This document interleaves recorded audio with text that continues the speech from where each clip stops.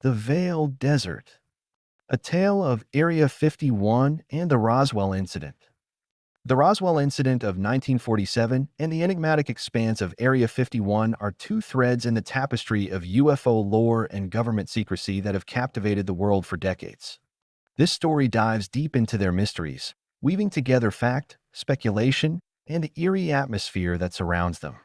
A crash in the desert.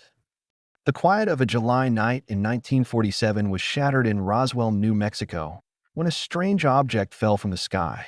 The next morning, Mac Brazel, a rancher tending his sheep, stumbled upon a debris field unlike anything he'd ever seen. Metallic fragments, lightweight yet impossibly strong, were scattered across the desert sands. Among the wreckage, he noticed peculiar materials, beams inscribed with strange, indecipherable symbols and a foil-like substance that could be crumpled but would return to its original shape without a crease.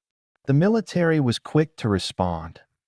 Soldiers from the nearby Roswell Army Airfield, RAF, cordoned off the area, collecting every shard of debris. Initially, the RAF issued a press release stating they had recovered a flying disc. Within hours, however, this story was retracted, replaced with a mundane explanation. It was merely a weather balloon. But whispers had already begun. Locals spoke of alien bodies discovered at the crash site, their form small and otherworldly. The speed of the government's response and their insistence on secrecy only fueled suspicions. Something extraordinary had happened in Roswell, and the world wasn't meant to know. The emergence of Area 51. Several years later, another chapter of this mystery began to unfold in the desolate deserts of Nevada. Officially named Groom Lake, Area 51 was established in 1955 by the CIA to test the U-2 spy plane. Its remote location, nestled between barren mountains and vast salt flats, made it ideal for secretive operations. But it wasn't just spy planes that drew attention.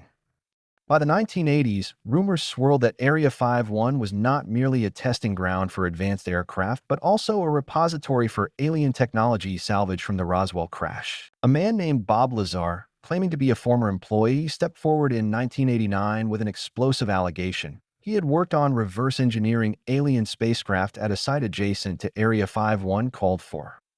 Lazar described the crafts as being of otherworldly origin, powered by an exotic element he called Element 115, which defied known physics. He spoke of gravity manipulation and propulsion systems so advanced they bordered on magic.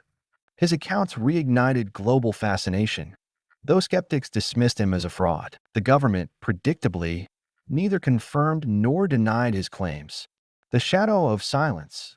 Over the decades, Area 51 became synonymous with secrecy. Official recognition of its existence came only in 2013, when the CIA declassified documents confirming the site's role in developing advanced aircraft like the State Route 71 Blackbird and the F-117 Nighthawk. But this admission did little to quell speculation about alien involvement. Eyewitnesses claimed to see strange lights in the sky over the base, darting at impossible angles and speeds. Pilots reported encounters with unidentified aerial phenomena, UAPs, their movements defying explanation. Declassified videos from the Pentagon, showing UAPs tracked by military pilots, added fuel to the fire. While these sightings might have terrestrial explanations, their timing and the location near classified facilities like Area 51 made them all the more tantalizing. An ominous connection. For decades, theorists have speculated about a direct link between Roswell and Area 51. Did the wreckage from the New Mexico desert find its way to Nevada, hidden in underground vaults?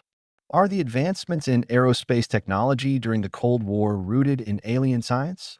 The connections, though circumstantial, are difficult to ignore. Documents obtained through the Freedom of Information Act suggest a pattern of obfuscation. Witnesses to the Roswell crash described being intimidated into silence. Former Area 51 employees spoke of elaborate security measures to ensure that even the workers knew little beyond their immediate tasks. One chilling account described an underground facility, dimly lit and eerily silent, where recovered artifacts were stored under heavy guard. Eternal questions. What makes the Roswell incident and Area 51 so compelling is the balance between the known and the unknown. The government's tight-lipped approach, combined with a cultural fascination for extraterrestrial life, creates a fertile ground for speculation. Were the strange materials found in Roswell remnants of a top-secret military experiment? Or were they fragments of a craft from another world? To this day, Area 51 remains inaccessible to civilians. Its boundaries are patrolled by armed guards, and its airspace is a no-fly zone. Even satellite images reveal little more than runways and hangars, shrouded in an aura of mystery. As for Roswell, it has become a symbol of our collective curiosity, a moment in history that refuses to fade into obscurity. A glimpse into the unknown. Whether the truth lies in alien visitation, advanced military projects, or a mix of both, one thing is clear. The story of Roswell and Area 51 taps into a deep-seated human longing to understand our place in the universe. Each revelation, each grainy photograph, each cryptic government memo adds to the ominous allure. Perhaps the most unsettling thought is this: if the truth is out there, what lengths would those in power go to keep it hidden? In the silent expanse of the Nevada desert, where the stars shine brightly and shadows stretch endlessly, the answers may be closer than we think, and yet forever out of reach. The visitor. The desert night was quiet, the kind of silence that swallowed sound whole. Jackson, a young guard stationed at the perimeter of Area 51, adjusted his night vision goggles. The job was monotonous, mostly fending off thrill-seekers and conspiracy theorists daring to test the boundaries of the Forbidden Zone. But tonight was different.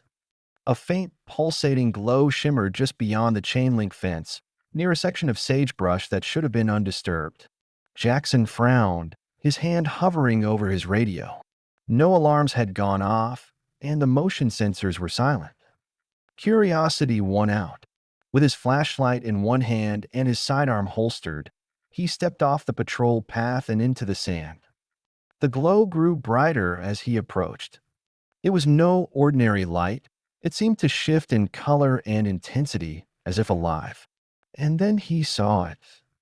Standing about 4 feet tall, the figure was cloaked in a translucent, shimmering material that rippled like water in moonlight. Its head was larger than a human's, its elongated skull tapering into a narrow chin. Large, almond-shaped eyes reflected the glow like dark mirrors, devoid of pupils but somehow still expressive. Its limbs were long and thin, ending in delicate, three-fingered hands. Jackson froze.